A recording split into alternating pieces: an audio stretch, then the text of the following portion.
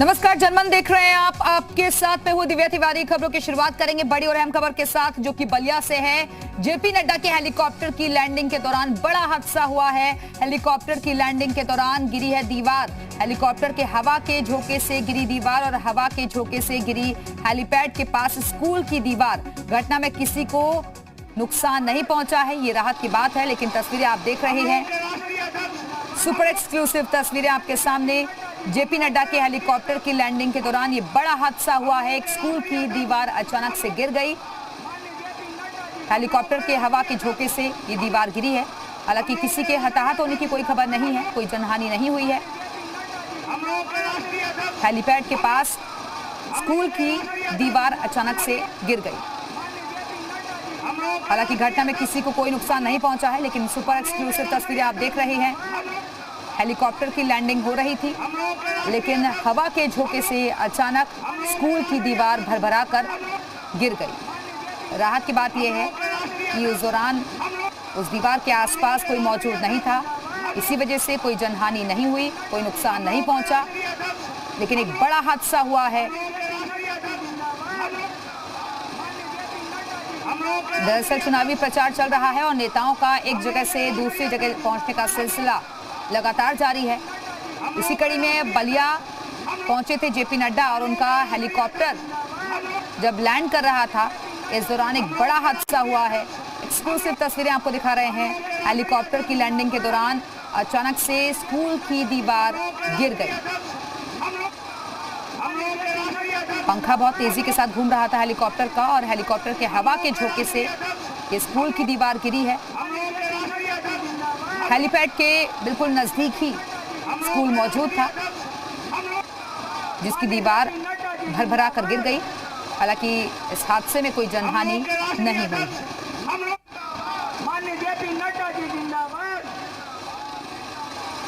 हम लोगों के राष्ट्रीय अध्यक्ष, हम लोग माननीय जेपी नड्डा जी जिंदाबाद। हुआ है। एक्सक्लूसिव तस्वीरें आपको दिखा रहे हैं। हेलीकॉप्टर की लैंडिंग के दौरान अचानक से स्कूल की दीवार गिर गई।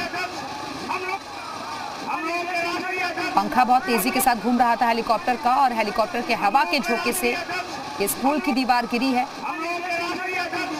हेलीपैड के बिल्कुल नजदीक ही स्कूल मौजूद था, जिसकी दीवार भरभरा कर गिर गई।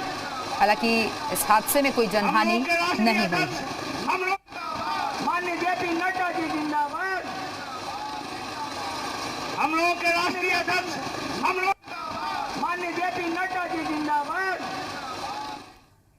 तो आपको बता दें कि कल चौथे चरण का चुनाव होना है और राजनीतिक पार्टियों की अपनी अपनी तैयारी है और हर कोई जीत का दावा कर रहा है। और इस वक्त एक्सक्लूसिव हमारे साथ महेंद्र सिंह जी जुड़ गए हैं, यूपी सरकार में मंत्री हैं। महेंद्र सिंह जी, बहुत बहुत स्वागत है आपका जी उत्तर प्रदेश उत्तराखंड पर।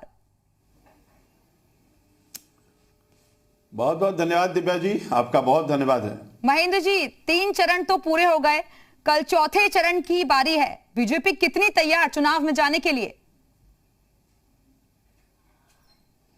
देखिए, भारतीय जनता पार्टी पूरी तरीके से तैयार है। 3 चरणों के चुनाव के बाद अब तो भारतीय जनता पार्टी के पक्ष में सुनामी चल रही है। लहर जबरदस्त तरीके से है। जनता आगे आगे है, बाकी लोग पीछे पीछे हैं। हर कोई व्यक्ति कमल का फूल खिलाना चाहता है, उत्तर प्रदेश को नंबर 1 का राज्य बनाना चाहता है। $1 ट्रिलियन की इकोनॉमी बने हमारे उत्तर प्रदेश के। हमारे जो 7 एक्सप्रेस वे बन रहे हैं वो जल्दी से पूरा हो। सभी जिलों में मेडिकल कॉलेज लोगों को मिले। हर किसी के मन में इच्छा है कानून का राज्य स्थापित हो, भगवान श्री राम का भव्य मंदिर बने, और इसी के साथ जो बाबा विश्वनाथ का कॉरिडोर हो उसका दिव्यतम स्वरूप लोगों के सामने आए। और मां विंध्यवासिनी का जो कॉरिडोर बन रहा है उसके लिए भी हर किसी के मन में इच्छा है कि राम सर्किट, जैन सर्किट, बौद्ध सर्किट और किस सर्किट का जो काम चल रहा है उसको भी तेजी के साथ पूरा हो। आगे आने वाला जो कुंभ है उसका दिव्य कुंभ और भव्य कुंभ फिर से आयोजित किया जाए। इसके लिए हर कोई चाहता है कि निश्चित रूप से कमल का फूल खिलना चाहिए। और मुझको पूरी उम्मीद है कि भारतीय जनता पार्टी जो चौथे चरण का चुनाव होने जा रहा है उसके जो हमारे 9 जिले हैं, वो चाहे पीलीभीत हो, लखीमपुर हो, सीतापुर हो, हरदोई हो, और चाहे उन्नाव हमारा हो, फतेहपुर हो, बांदा हो, लखनऊ हो, रायबरेली हो, सभी जिलों में भारतीय जनता पार्टी सभी सीटों पर भारी अंतर से विजयी होगी। 59 की 59 सीटें भारतीय जनता पार्टी जीतेगी। एक बार फिर से 350 के पार जाएंगे और योगी आदित्यनाथ जी के नेतृत्व में सरकार बनाएंगे। महेंद्र जी, क्योंकि अभी आपने बहुत सारी बातों का जिक्र कर दिया कि दिव्य भव्य मंदिर जहां पर नहीं बना है वहां पर बनना चाहिए, बहुत सारी चीजों का आप जिक्र कर रहे थे, और विपक्षी पार्टियां यही तो कहती हैं कि बीजेपी जो है धर्म की राजनीति करती है। और इसीलिए मैं आपसे कहना चाहता हूं कि 341 किलोमीटर की पूर्वांचल एक्सप्रेसवे भारतीय जनता पार्टी ने बना करके आदरणीय प्रधानमंत्री जी के कर कमलों द्वारा जनता जनार्दन को समर्पित किया है। पूरे 70 साल में 12 मेडिकल कॉलेज से 33 मेडिकल कॉलेज बना करके जनता जनार्दन को समर्पित किया है। गंगा एक्सप्रेसवे 594 किलोमीटर के आदरणीय प्रधानमंत्री जी के कर कमलों द्वारा शिलान्यास किया है। 297 किलोमीटर की बुंदेलखंड एक्सप्रेसवे पूरा होने जा रही है। Ballia 91 express, Ballia link expressway, Gorakhpur link expressway, Haridwar की एक्सप्रेसवे और इसी तरीके से मेरठ, दिल्ली और मेरठ का एक्सप्रेसवे बन करके तैयार हो गया है। आपको अच्छी तरीके से जानकारी है कि 70 वर्षों में केवल 2 एयरपोर्ट उत्तर प्रदेश में थे और 5 साल में हम लोगों ने 8 एयरपोर्ट संचालित कर दिया है। 9 एयरपोर्ट पर काम चल रहा है। एशिया का सबसे बड़ा एयरपोर्ट जेवर एयरपोर्ट, उस एयरपोर्ट का भी शिलान्यास आदरणीय प्रधानमंत्री जी के कर कमलों द्वारा किया गया है। आज तक उत्तर प्रदेश में कोई खेल यूनिवर्सिटी नहीं बन पाई।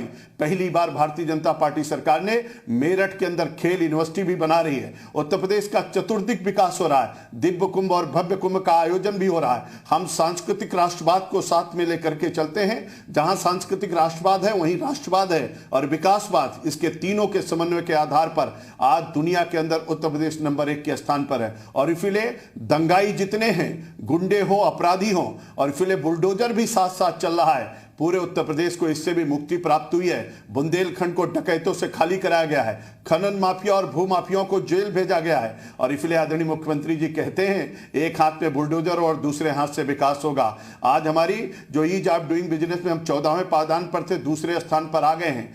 बेरोजगारी की दर 17.5% से 4.5% पर पहुंच गए हैं। 5.5 लाख लोगों को सरकारी नौकरी दिया गया है। 1 डिस्ट्रिक्ट 1 प्रोडक्ट के माध्यम से विकास की नई गाथा उत्तर प्रदेश में लिखी जा रही है। सिंचाई की बड़ी परियोजनाओं को हम लोगों ने पूरा किया है। 23.5 लाख हेक्टेयर जमीन अतिरिक्त सिंचन क्षमता उत्तर प्रदेश में बढ़ाई गई है। सरयू परियोजना जो 71 और 72 में प्रारंभ हुई थी, 50 सालों में जिसको कोई सरकार नहीं पूरी कर पाई, आदरणीय प्रधानमंत्री जी के आशीर्वाद से, आदरणीय मुख्यमंत्री योगी आदित्यनाथ जी के मार्गदर्शन में हम लोगों ने 14.5 लाख हेक्टेयर जमीन को सिंचित किया है और 30 लाख किसानों को उसको लाभ पहुंचाया गया है। गोड्डा, बलरामपुर, बहराइच, श्रावस्ती, संत कबीर नगर, बस्ती, सिद्धार्थनगर, महाराजगंज और गोरखपुर के किसान उससे लाभान्वित हो रहे हैं। अर्जुन सहायक परियोजना को हम लोगों ने पूरा किया है जो वर्षों से लंबित था। बाढ़ सागर परियोजना हम लोगों ने पूरा किया है। हर घर नल योजना को तेजी से हम लोग चला रहे हैं। विकास की नई गाथा उत्तर प्रदेश लिख रहा है। महेंद्र जी, लेकिन हर फेज में हम देख रहे हैं कि अलग अलग मुद्दे जो हैं वो नजर आ रहे हैं। शुरुआत में हमने देखा जब पश्चिमी यूपी से इसकी शुरुआत हुई चुनाव की, तो वहां पर गन्ना मुद्दा था और सारे मुद्दे थे, दंगावादी, तमंचावादी। उसके बाद धीरे धीरे आगे बढ़ते हुए हिजाब बीच में आ गया और अब हम देख रहे हैं कि आतंकवादी मुद्दा भी उठाया जा रहा है। दिव्या जी, ये मुद्दा देखिए, पश्चिमी उत्तर प्रदेश में 365 दिन कर्फ्यू 2017 से पहले लगे रहते थे। हर तीसरे दिन दंगा होता था, हर कोई त्रसित रहता, बहन बेटियों की इज्जत सुरक्षित नहीं थी। आप जब दूसरे चरण में आए वही स्थिति हमको दिखाई पड़ी, लेकिन जब तीसरे चरण में हम आए तो खनन माफिया, भू माफिया और गुंडे अपराध और बुंदेलखंड के डकैतों से जो पूरी तरीके से त्रसित थे, वो एक बड़ा मुद्दा था। पीने का पानी बुंदेलखंड के लिए एक बड़ा मुद्दा था, सिंचाई के लिए बड़ा मुद्दा था। लेकिन आज की तारीख में अगर देखेंगे आप तो अहमदाबाद में जो लोग पकड़े गए, जिनको फांसी हुई और फांसी की सजा सुझाई जाने के बाद जो फोटो वायरल हुई है, जिनका बेटा अहमदाबाद में बम विस्फोट कर रहा है और उसका पिता यहां आकर के विचार विमर्श कर रहा है एक पार्टी के राष्ट्रीय अध्यक्ष के साथ, अप्रत्यक्षम किम प्रमाणम पूरी तरीके से स्पष्ट हो चुका है। और इसीलिए सपा की सरकार जब बनती है तो सिमी से प्रतिबंध हटाने की बात करते हैं। सपा की सरकार जब बनी तो सबसे पहले अखिलेश ने आतंकियों को छोड़ने की बात कही। इसीलिए सपा का जब भी आती है सरकार या सपा के नेता जब खड़े होते हैं तो अखिलेश ने, हमने नहीं उठाया, अखिलेश ने जिन्ना का जिंदाबाद लगाया। अखिलेश ने पाकिस्तान, अखिलेश की पार्टी के लोगों ने, कार्यकर्ताओं ने पाकिस्तान का जिंदाबाद लगाया। ये भारत माता को डाइन कहते हैं, ये राम भक्तों पर गोली चलवाते हैं, ये आतंकवादी परिवारों के साथ मिलकर के काम करते हैं।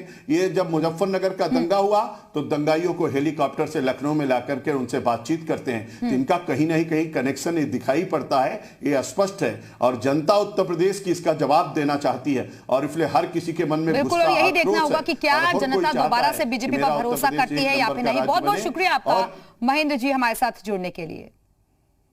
और अब आगे बढ़ते हैं। शिमोगा में बजरंग दल के कार्यकर्ता हर्षा की हत्या मामले में अब तक 6 लोग गिरफ्तार हो चुके हैं और इसमें 4 हत्या में शामिल थे और 2 उन्हें मदद करने वाले। शिमोगा में अभी कर्फ्यू लगा है और वहीं हर्षा के परिवार ने यह कहा है कि वो देश के लिए मरा है और उन्हें इंसाफ चाहिए। कर्नाटक में पहले से ही हिजाब विवाद की वजह से माहौल गर्म था और अब हर्षा के मर्डर के बाद सियासी संग्राम और भी ज्यादा बढ़ गया है।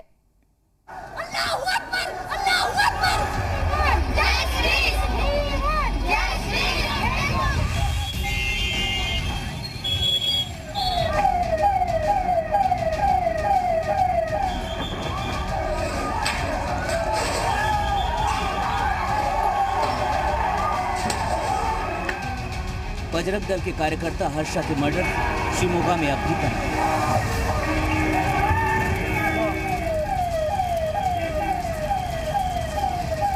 सोमवार को अंतिम संस्कार के बाद हुई हिंसा के बाद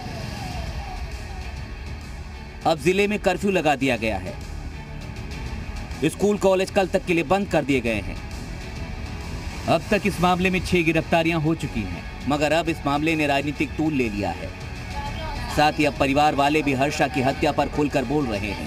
परिवार वालों को हर्षा को खोने का गम तो है, लेकिन वो अब भी ये दावा कर रहे हैं कि वो देश के लिए मरा।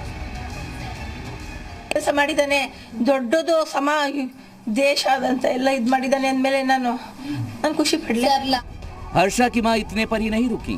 उन्होंने कहा कि उनका बेटा हिंदू टाइगर था और लोग उसको बहुत प्यार करते थे। ಹಿಂದೂ ಹುಲಿ ಹರ್ಷ ಹಿಂದೂ ಅಂದ್ರೆ ಅವನಿಗೆ ಅಷ್ಟೊಂದು ಇದಿತ್ತು ಸರ್, ಅವನಿಗೆ ಎಲ್ಲಿಂದ ಎಲ್ಲಿಗೆ। अब हर्षा का परिवार इंसाफ की मांग कर रहा है। ನಮ್ಮ ತಮ್ಮನ ಸಾವಿಗೆ ನ್ಯಾಯ ಕೊಡಿಸಿ ಅಷ್ಟೇ ಸರ್, ನಾವಿನ್ನೇನು ಕೇಳಲ್ಲ। ಇಲ್ಲ ಸರ್ ಡೌಟ್ ಅಲ್ಲ ಸರ್, ಇನ್ನು ನನ್ನ ತಮ್ಮ ಆಚೆ ಹೋಗಿದ್ದಾನೆ ಬರ್ತಿದ್ದಾನೆ ಅನ್ನೋ ಡೌಟ್ ಇದೆ ನನಗೆ। ಇವಾಗ ಬರ್ತಿದ್ದಾನೆ ಅನ್ನೋದೊಂದು ಡೌಟ್ ಬಿಟ್ರೆ ನನಗೆ ಇನ್ನೇನು ಅವ್ನಿಗೆ ನಾನು ತಗೊಂಡೋಗಿ ಎಲ್ಲೋ ಬಿಟ್ಟು ಬಂದಿದ್ದೀನಿ ಅನ್ನೋದಿಲ್ಲ ಸರ್। ನಾನು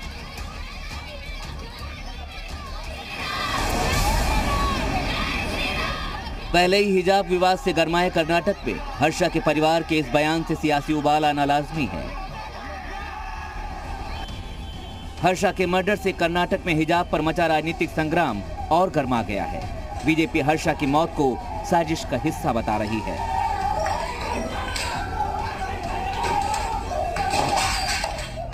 ये एक साजिश है, एक षड्यंत्र के वजह से हर्षा का मर्डर किया है। उनके हत्या के पीछे एक साजिश है, ये पक्का है। प्राइमरी इंक्वायरी होने के बाद एनआईए के देना और नहीं देना पता हो जाएगा। वहीं पुलिस ने दावा किया है कि सारे आरोपियों की पहचान हो गई है और जल्द ही सारे आरोपी पकड़े जाएंगे। All accused have been identified. Teams are outside as well as within Shimoga district. So the work is going on and we are on the verge of closing out and completing the detection and getting the accused person. सरकार और प्रशासन लगातार कह रहा है कि हर्षा की हत्या का हिजाब विवाद से कोई लेना देना नहीं है, लेकिन जिस तरह से मामले को तूल दिया जा रहा है उससे कर्नाटक के हालात सुधरते नहीं दिख रहे। ब्यूरो रिपोर्ट, जी मीडिया। इसी रिपोर्ट के साथ फिलहाल यहां रुकेंगे एक छोटे से ब्रेक के लिए।